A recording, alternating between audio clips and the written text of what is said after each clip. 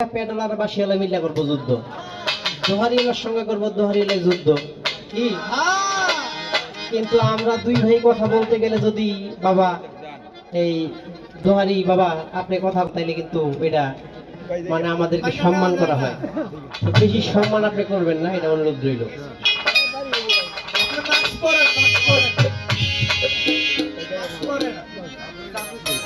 আমার একটি কথা চলে এসেছিল আলামিন ভাই, আমি অনেক শখ করে এনেছিলাম। আর আসলে কি ভাই, হায়াতের বেশি মানুষ বাঁচে না, আর রিজিক যতটুকু আছে কিসমত তার বেশি কেউ খাইতেও পারে না। আপনি খাবেন, এখন আপনি জোর করে খাচ্ছেন, আপনার যা রিজিক আছে তার চেয়ে বেশি আপনি খেয়ে ফেলতেছেন না। আপনার 40 বছরের খাবার যদি আপনি 20 বছর খেয়ে ফেলেন, তাহলে বাকি 20 বছর আপনার যে মাইপা খাইতে হবে, ডায়াবেটিস হয়ে যাবে। ডাক্তার তখন বলবে সকালবেলা খাইবা 3 ভাগের 6 ভাগ কইরা, হ্যাঁ। তখন যত চেষ্টাই করেন ওই যে 40 বছরের খাবারটা তো আপনি 20 বছরে খেয়ে ফেলছেন, আর বাকি 20 বছর আপনার কি মাইপা খাইতে হবে। ঠিক তো 40 বছরের হাঁটা যদি আপনি 20 বছরে হাইটা ফেলেন, তো বাকি 20 বছর আপনার প্যারালাইসিস হইতে পারে, আপনি ঘরে পঙ্গু হইতে পারেন, কারণ আপনি তো হেঁটে ফেলছেন। ঠিক তো ভাইরে, আপনার আমার ভাগ্যে যা আছে ঠিক তাই হবে, এর চেয়ে বেশি আশা করে লাভ নাই। আর তার জন্য কোনো আফসোস করাটা আমাদের মনে হয় ঠিক হবে না, তাতে আল্লাহ কষ্ট পায়। এই যে যার ধন যাকে পছন্দ হয়েছে তাকে নিয়ে গেছে, তার জন্য যদি আমরা বেশি কান্নাকাটি করি, রাসূলের হাদিস বলছে, তখন আল্লাহ ফেরেশতাদের সম্মুখে লজ্জা পায়। ফেরেশতা বলে, আল্লাহ তোমার বান্দাকে তুমি পছন্দ করে নিয়ে আসছো, আর তার সফর সঙ্গীরা তার অনুসারীরা এইভাবে ক্রন্দন করতেছে কেন? তাই বলছে বেশি একজন ব্যক্তি চলে গেলে অনেক অনেক ধর্মী মানে আছে যে তারা মানুষ মারা গেলে আনন্দ ফুর্তি করে। এই যে বাঁশুরি গুরু, সেই যে আমাদের এই গান বাজনাটা কোত্থেকে আসলো, কিভাবে আসলো, সেখান থেকে উলিয়া উলিয়ারা তার একটা সূত্র, একটা ধারাবাহিকতা রক্ষা করে চলেছে যে তোমরা মৃত্যুর সময়ে শুধু কাঁদবেও না, মাঝে মাঝে হাসবেও। তার জন্য এই গানের ব্যবস্থা। পালাইবা কই যাইয়া রে, পালাইবা কই যাইয়া, পালাইবা কই যাইয়া রে মানুষ, পালাইবা কই যাইয়া। আনসাইলা শিয়া যেদিন, আনসাইলা শিয়া যেদিন, বান্দিবে কষিয়া রে, জগৎ স্বামীর ঘরে যাইতে হবে রে একদিন, জগৎ স্বামীর ঘরে যাইতে হবে রে।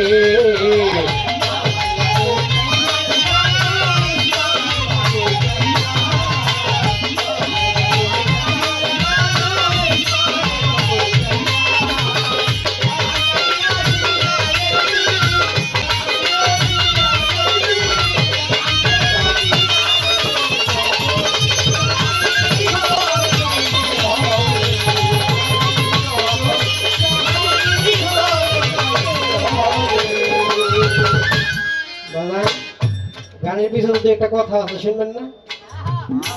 যাইতে চাইছিল না একজন ব্যক্তি, যার নাম ছিল লোকমান হাকিম।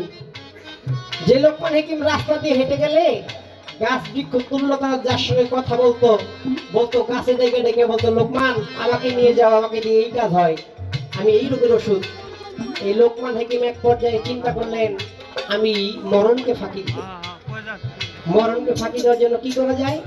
তখন লোকমান হাকিমের মতো আরো 39 জন লোকমান সে বানায় রাখলেন, মূর্তি বানায় রাখলেন। আজরাইল আসছে, আইসা লোকমান তো খুঁজে পায় না, আসছে এক লোকমানের জান কবজ করতে, আইসা দেখে এখানে আরো 39 জন বা 40 জন লোকমান দাঁড়ায় রয়েছে। আল্লাহ, আমি কার জান কবজ করবো? কোন লোকমানের জান কবজ করতে পাঠাইলেন আপনি আমাকে? আল্লাহ কয়, আজরাইল আমি এই আদমের ভিতরে এমন একটা ঘড়ি সেট করে দিয়েছি, যতই লুকানোর চেষ্টা করো সম্ভব হবে না। তুমি এক কাজ করো, তুমি সমস্ত লোকমানকে সালাম দাও, যেই লোকমান তোমার সালামের উত্তর দিবে সেই লোকমানকেই তুমি নিয়ে এসো। এবার লোকমান হাকিম কি ধরা পড়ে গেলেন। শুধু কি তাই, আল্লাহর একজন নবী ছিল যার নাম মুসা নবী, যিনি কবুতরে দিনে 101 বার সওয়াল করতেন, আল্লাহর সঙ্গে ডাইরেক্ট সরাসরি কথা বলতেন। মুসা নবী একদিন রাস্তা দিয়ে হেঁটে যায়, বাবা কথা তো বলে সারা রাত্রে বলতে পারবো না, বলার অপশন নাই, আইসা বসে কথাটা বলি বাবা।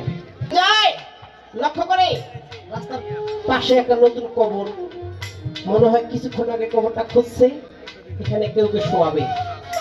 মোশানবী মনে মনে চিন্তা করে, সারা জীবন কত মানুষকে মাটি দিলাম, একদিন আমিও তো এই কবরে শোবো। আচ্ছা দেখি তো একটু কবরের মধ্যে শুয়া। মোশানবী কবরের মধ্যে নামছে, নাইয়া কবরে শুইছে, এই পাশ ওপাশ হচ্ছে, ভাবতেছে আমি থাকবো যেহেতু একটু লড়াচড়া করা যায় কিনা। ডাইন কাত থেকে বাম কাত হইতে চায়, দেখে কবরের পারে এক ব্যক্তি দাঁড়ায় রয়েছে, মাটির মধ্যে তার পা, আসমানে তার মাথা। মোশানবী উঠা বৈশাখ গেছে, এই তুমি কি? ওই ব্যক্তি বলতেছে, হুজুর আমি হইলাম মালাকুল মউত আজরাইল। কোন কোন দলিল প্রমাণ করে মোশানবী এই কথা শুনে জিজ্ঞেস করছে, তুমি কেন আসছো আপনার জান কবজ করতে?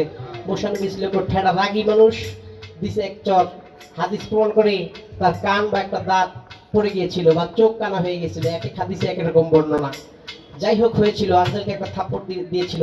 আজরাইল এবার আল্লাহর কাছে ফুলের পর, আল্লাহ কার কাছে পাঠাইলেন? আজরাইল, আল্লাহ বলে, আজরাইল ইন্নাল্লাহ মা সাবিরিন, তুমি একটু সবর করো, এই মূসা তো খুব ঠেড়া, তাকে একটু বুঝ দিতে হবে। এইবার মূসা নবীকে ডাক দিয়ে জিজ্ঞাসা করে, মূসা তুমি আজরাইলকে মারলে কেন? আল্লাহ আপনি দুনিয়াটা অনেক আগে বানাইছেন, তো বয়স হয়ে গেছে, আপনার এখন কোনো কিছু মনে থাকে না, স্মরণ শক্তি আগের মতো নাই। কয় মানে? কয় আপনি আমাকে বলেছিলেন যখন আমার কাছে আজরাইল পাঠাবেন তার আগে আমাকে 10টা চিঠি দিবেন। বলে হ্যাঁ বলেছিলাম। কয় তাহলে আমি তো একটা চিঠি এই পর্যন্ত পাইলাম না, কিন্তু আজরাইল এসে হাজির। কয় মূসা বলো কি? বলে হ্যাঁ। আচ্ছা মূসা, আগে তুমি তুর পাহাড়ে উঠতে দিনে কয়বার? কয় 101 বার বা 100 বার। কয় কিভাবে উঠতাম? কয় নিচে থেকে একটা দৌড় দিতাম, উপরে উঠে গেতাম। কয় এখন? কয় এখন তো আল্লাহ পারি না, কয়েকবার রেস্ট নিতে হয়, জিরাইতে হয়। কয় তাই? কয় তা আগে কত শক্তি ছিল গায়ে, এখন তোমার গায়ে শক্তি নাই, এই তো তোমাকে আমি একটা চিঠি প্রথমে দিয়েছি। মূসা নবী একটু দুর্বল হয়ে গেছে, আবার জিজ্ঞাসা করে, মূসা আগে তুমি কেমন দেখতে চোখ দিয়া? কয় আল্লাহ অনেক দূরের মানুষে দেখতাম। কয় এখন? কয় এখন ঝাপসা দেখি, কাছে আসলেও দেখতে কষ্ট হয়, চিনতে কষ্ট হয়, জিজ্ঞাসা করতে হয়। কয় তুই তোমাকে আমি আরেকটি চিঠি দিয়েছি, তোমার চোখের শক্তি আমি কেড়ে নিয়েছি, দৃষ্টি শক্তি কমিয়ে দিয়েছি। তাই আর তোর মাথার চুল? কয় আগে তো অনেক কালো ছিল। কয় এখন? কয় এখন সাদা। মুখের দাড়ি? সাদা। কই তো আমি তোমাকে আরেকটি চিঠি দিলাম। এইভাবে আল্লাহ যখন তার অঙ্গ প্রত্যঙ্গে 10টি বিষয় মূসা নবীকে দেখাই দিলেন, এবার মূসা নবী বলতেছে, আল্লাহ আমাকে একটা মিনিট সময় দেন, আমি আমার বাসায় গিয়ে আমার পরিবার বর্গকে, আমার ছেলে সন্তানকে সংসারী খালি বুঝাই দিয়ে আসবো। আল্লাহ বলে, তোমার হাতে যে লাঠি, সামনে যে পাথর একটা আঘাত করো। মূসা নবী আঘাত করলেন, লক্ষ্য করে দেখি সেই পাথরের মধ্যে মস্ত করে এক বুজুর্গান ব্যক্তি বসে রয়েছে। আল্লাহ বলে, মূসা আমি যদি কোনো ব্যক্তিকে পাথরের মধ্যে জীবিকার্জন করতে পারি, লালন পালন করতে পারি, তাহলে আমি আল্লাহ তোমার ফ্যামিলিকেও লালন পালন সঠিকভাবে পরিচালনা করতে পারবো। আর একটা সেকেন্ড সময় দেওয়া হয়নি কাকে, যিনি ছিলেন মূসা নবী। আর আপনি আমি তো সাধারণ মানুষ, সম্ভব না। তাই বলেছে, মানুষ এই হবো বাজারে,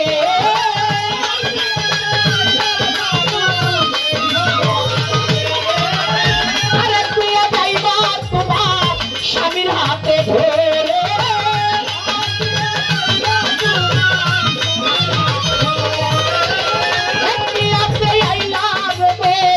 এই হবো বাজারে, আরে প্রিয়া যাইবা তোমার স্বামীর হাতে ধরে, আরে প্রিয়া সামনে আছে, আরে প্রিয়া সামনে খারা, এইটাই তো সাজবিয়ারে জগৎ, স্বামীর ঘরে যাইতে হবে রে একদিন, যখন স্বামীর ঘরে যাইতে হবে রে।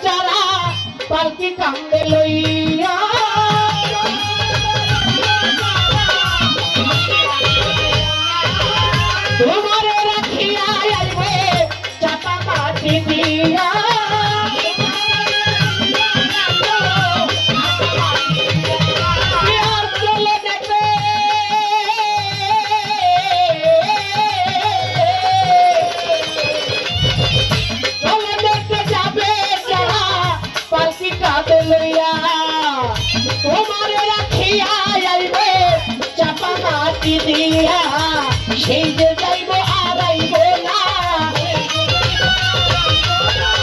সেই যে যাইব আর আইব না, নায়ের লাগিয়া রে জগৎ স্বামীর ঘরে যাইতে হবে একদিন, জগৎ স্বামীর ঘরে যাইতে হবে রে।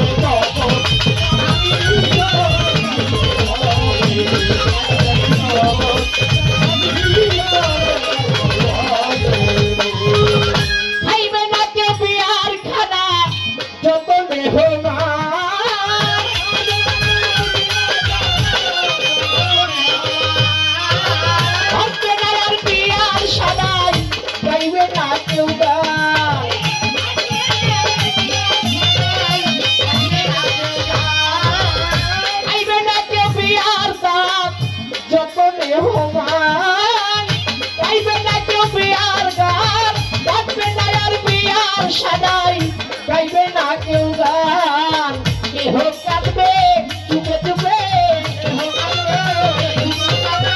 কেহ কাঁদবে চুপে চুপে, মাইকাতে চিল্লাইয়া রে জগৎ স্বামীর ঘরে যাইতে হবে একদিন, জগৎ স্বামীর ঘরে যাইতে হবে রে।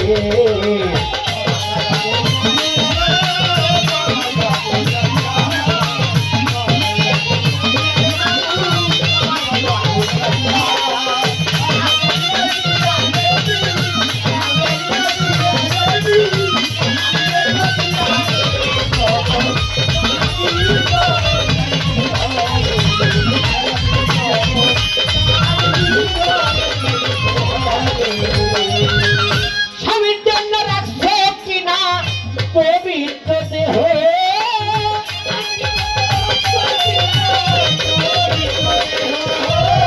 নাকি আকাশ দেওয়ান তোমার হারাইলা সতীত্ব,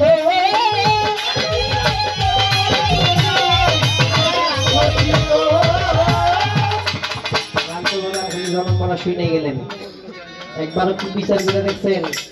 আকাশ দেওয়ান যে বলছে স্বামীর জন্য রাখছো কিনা অক্ষত দেহ, নাকি আকাশ দেওয়ান তুমি হারাইলা সতীত্ব। একটা মেয়ে মানুষ যদি একজন পরপুরুষের সঙ্গ নেয় তাহলে তার সতীত্ব হরণ হয়ে যায়, তাই না বাজান? কিন্তু একজন তরিকার লোক, একজন গুরু ধরা লোক, সেও অসতী হয় কিভাবে?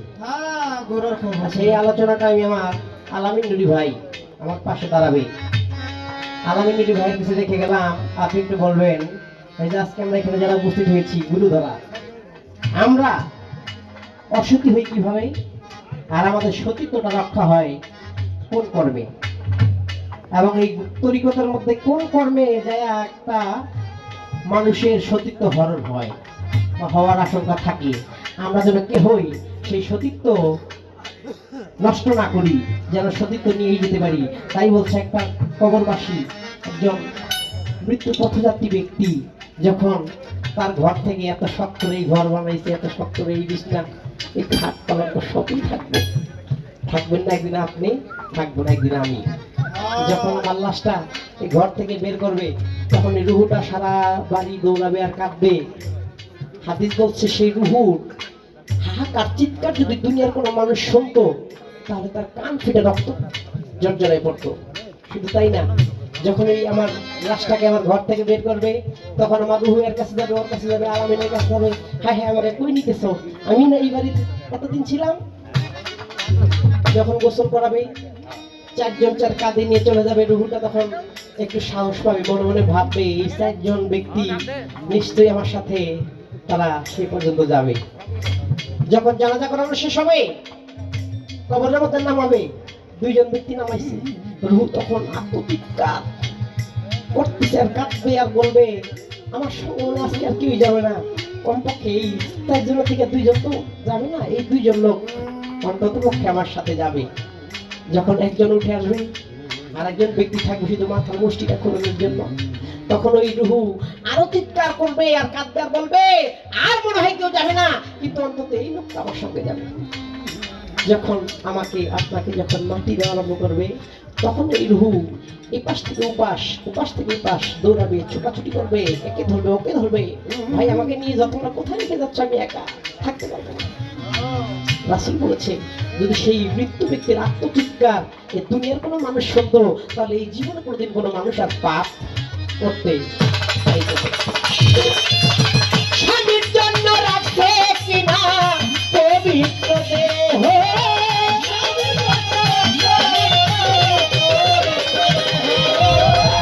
নাকি একটা প্রাণ তোমার হারাইলা সতীত্ব, অসতী হইলে স্বামী, অসতী হইলে স্বামী তোমার, অসতী হইলে ইরুস্তান দিবে যে তারাইয়া রে, জগৎ স্বামীর ঘরে যাইতে হবে রে, একদিন জগৎ স্বামীর ঘরে যাইতে হবে রে, একদিন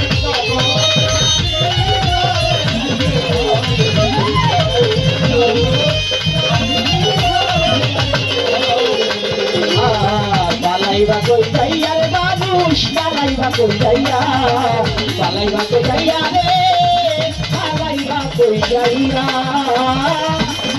আজাইল আসিয়া যেই দিন কান্দিবে বসিয়া রে, জগৎ স্বামীর ঘরে যাইতে হবে রে, একদিন জগৎ স্বামীর ঘরে যাইতে হবে রে।